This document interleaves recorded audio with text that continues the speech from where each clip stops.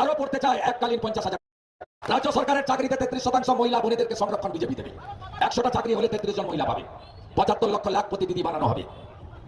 মহিলারা 1,500 টাকা নয়, 1 জুন 3,000 টাকা অ্যাকাউন্টে তাদের পাঠানো হবে। যে বোনটি উচ্চ মাধ্যমিকের পরে আরো পড়তে চায় এককালীন 50,000 টাকা তার হাতে দেওয়া হবে। আমার বেকার যুবক যুবতী ভাই বোনেরা, মমতা ব্যানার্জি সর্বনাশ করে দিয়ে গেছে, বয়স পেরিয়ে গেছে, সংসার করতেও পারেননি, নিজেই খেতে পারেন না, খাওয়াবেন তাকে। তাই আমরা ঠিক করেছি, অমিত শাহজি ঘোষণা করেছেন চাকরির বয়সে 5 বছর বাড়ানো হবে আবেদনে, এক্সাম ফি নেওয়া হবে না, 6 লক্ষ ভ্যাকেন্সি পূরণ হবে ডিসেম্বরের মধ্যে। এবং মমতা ব্যানার্জি বলছে 1,500 টাকা বেকার ভাতা দেবো 5 বছর। বিজেপি বলছে যতক্ষণ না চাকরি দেবো ততক্ষণ তোমাদের অ্যাকাউন্টে 3,000 টাকা করে বেকার ভাতা পাঠাবো। বার্ধক্য ভাতা वर्ग और लोअर मिडिल क्लास और गरीब, वो सभी में महिलाओं की हालत बहुत दयनीय हुई है। जब तक ये गड्ढा नहीं भरता है तब तक भारतीय जनता पार्टी की सरकार हर महीने 1 से 5 तारीख के अंदर 3,000 रुपया हर माता के बैंक अकाउंट में ट्रांसफर करेंगे। এই বছরটাই আমার লাস্ট অ্যাটেম্প্ট। कई सालों से भर्ती नहीं हुई है, युवाओं की उम्र चली गई। भाजपा सरकार बनने के बाद युवाओं को नौकरी की आयु में 5 साल की मुक्ति भी दी जाएगी।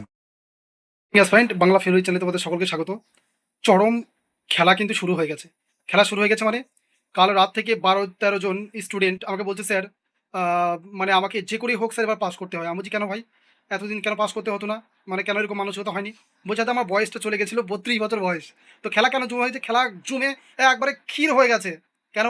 কারণ এই বিজেপি সরকার এসে বিশাল বড় একটা কাজ হয়েছে, ছেলেরা পুরো জান লাগিয়ে দাও, পুরো জান লাগিয়ে দাও। কারণ কি? কারণ কালকেই তোমাদের অ্যানাউন্সমেন্ট হয়ে গেছে।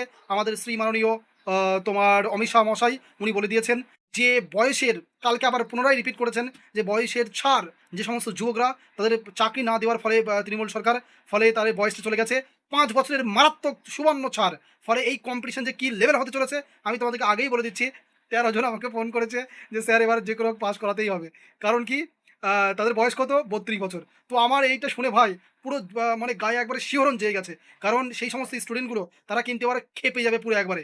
কম্পিটিশন যে কী লেভেলের হতে চলেছে তোমরা নিজেরাই মানে কল্পনা করতে পারবে না। সুতরাং যারা এখনও সুপ্ত ঘুমে মানে তোমরা এখনও ঘুমিয়ে আছো, যারা হাইবারনেশনে আছো, ওদেরকে আমি রিকোয়েস্ট করবো তোমরা কিন্তু লাগাতার পড়ে যাও ভাই। কারণ তুমি যে 12,000 পরীক্ষার্থীর জন্য 12,000 সিটের জন্য যদি 12 লাখ ফর্ম ফিল আপ হয়, তাহলে তুমি চিন্তা করো এইবার 12,000 যদি সিট বেরায় তাহলে ফর্ম ফিল আপ হবে 24 লাখ। এটা আমার কথা মিলিয়ে নিও। তো আজকে এই অবধি থাকলো। আর একটা জিনিস, কম্পিটিশন আরও কেন হবে? যাদের আর্থিক অবস্থা একটু খারাপও আছে তাদের আর কোনো টেনশন নেই। কারণ কি? প্রত্যেক মাসে 3,000 টাকা খসাখস তোমার আমাদের বিজেপি সরকার কিন্তু দিয়ে দেবে। আর দেবেই, এটা কিছু করার নেই, যেহেতু বলেছে দেবেই। সুতরাং তোমরা প্রস্তুত থাকো।